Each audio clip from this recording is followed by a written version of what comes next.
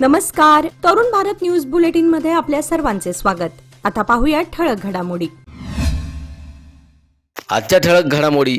शक्तीपीठ महामार्गाच्या ड्रोन सर्व्हेला शेतकऱ्यांचा तीव्र विरोध, आत्मदहनाचा इशारा.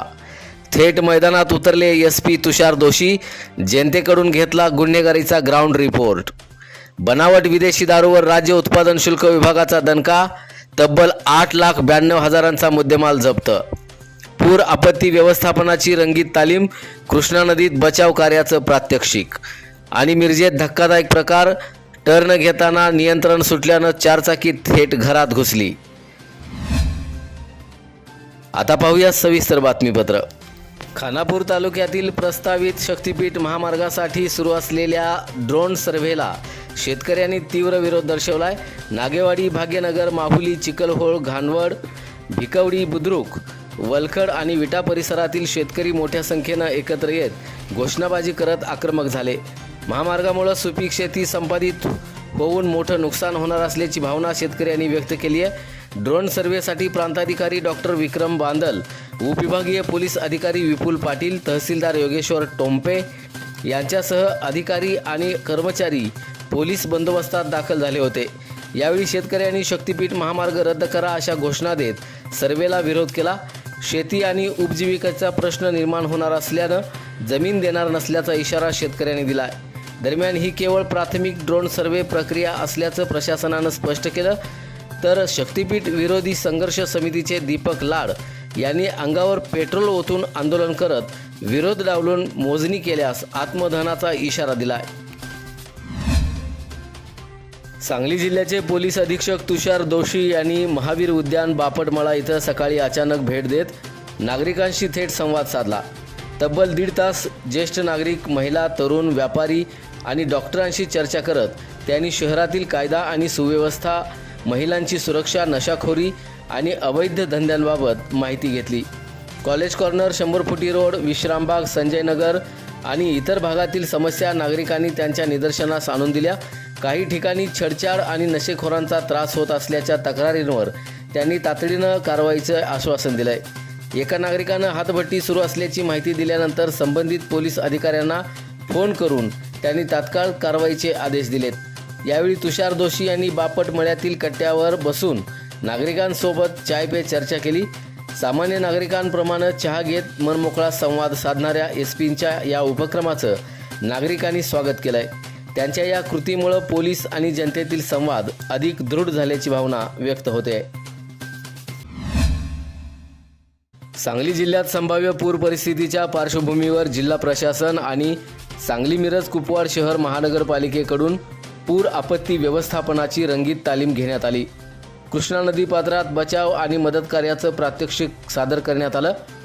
यावेळी जिल्हाधिकारी मैनाक घोष आणि महापालिका आयुक्त संजिता महापात्र यांनी आपत्ती व्यवस्थापनाच्या तयारीचा आढावा घेतला. अग्निशमन दलाच्या जवानांनी नदीत बुडणाऱ्या व्यक्तीच्या बचावाचं थरारक प्रात्यक्षिक सादर केलं. नदीच्या प्रवाहात अडकलेल्या व्यक्तीपर्यंत तातडीनं पोहोचून तिला सुरक्षित बाहेर कसं काढायचं याचं सादरीकरण करण्यात आलं. बचाव कार्यासाठी वापरण्यात येणाऱ्या बोटी, लाईफ जॅकेट्स, दोरखंड आणि अन्य सुरक्षा साहित्याचाही वापर दाखवण्यात आला.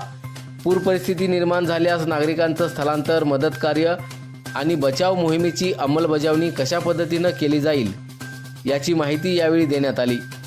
तसंच महापुराचा सामना करण्यासाठी आवश्यक यंत्रसामग्री, बोटी आणि प्रशिक्षित मनुष्यबळ सज्ज असल्याचं प्रशासनाकडून सांगण्यात आलंय. मिरज शहरातील मंगळवार पेठ परिसरात आज सकाळी एक धक्कादायक अपघात घडला. बॉम्बे स्टार बेकरी समोर वळण घेत असताना चारचाकी वाहनावरील चालकाचा ताबा सुटल्यानं वाहनानं प्रथम एका दुचाकीला धडक दिली आणि त्यानंतर ते थेट एका घरात घुसले. सकाळी सुमारे 9 ते 9:30 वाजण्याच्या सुमारास हा अपघात घडला. भरधाव वेगातील वाहन चालकाचं नियंत्रण सुटल्यानं रस्त्याच्या कडेला उभ्या असलेल्या दुचाकीला जोरदार धडक बसली. त्यानंतर वाहन थेट इम्तियाज सौदागर यांच्या घरात घुसल्यानं घराचं मोठ्या प्रमाणात नुकसान झालंय. सुदैवानं या अपघातात कोणतीही जीवितहानी झालेली नाही, अन्यथा मोठा अनर्थ घडण्याची शक्यता होती. अपघातानंतर परिसरात नागरिकांची मोठी गर्दी झाली होती. माहिती मिळताच वाहतूक शाखा आणि मिरज शहर पोलीस घटनास्थळी दाखल झाले. पोलिसांनी पंचनामा करून पुढील तपास सुरू केलाय. दरम्यान घरमालक इम्तियाज सौदागर यांनी झालेल्या नुकसानीची भरपाई मिळावी अशी मागणी प्रशासनाकडे केली आहे. सांगलीत राज्य उत्पादन शुल्क विभागानं बनावट विदेशी दारूच्या अवैध व्यवसायावर मोठी कारवाई केली आहे. गोपनीय माहितीच्या आधारे नवीन वसाहत परिसरात छापा टाकण्यात आला. यावेळी विशाल मारुती पवार यांच्या घरात आणि किराणा दुकानात झडती घेतली असता गोवा राज्य निर्मित बनावट विदेशी दारूचा साठा आढळून आला. या ठिकाणाहून दारू, मोबाईल आणि इतर साहित्य असा 1,33,000 रुपयांचा मुद्देमाल जप्त करण्यात आलाय. तपासादरम्यान दत्तात्रय भीमराव बंडगर यांचा सहभाग समोर आल्यानंतर त्यालाही अटक करण्यात आली आहे. पुढील तपासात 100 फूट रोडवरील डी मार्ट जवळील एका गॅरेजमध्ये उभ्या असलेल्या रेनॉल्ड ट्रायबर वाहनातून मोठ्या प्रमाणात विदेशी मद्याचा साठा, प्लास्टिक बुचे आणि इतर साहित्य जप्त करण्यात आलं आहे. वाहनासह या मुद्देमालाची किंमत 7,53,000 रुपयांहून अधिक आहे. या संपूर्ण कारवाईत एकूण 8,92,795 रुपयांचा मुद्देमाल जप्त करण्यात आला असून दोन्ही आरोपींविरोधात महाराष्ट्र दारूबंदी कायद्यानुसार गुन्हा दाखल करण्यात आला आहे.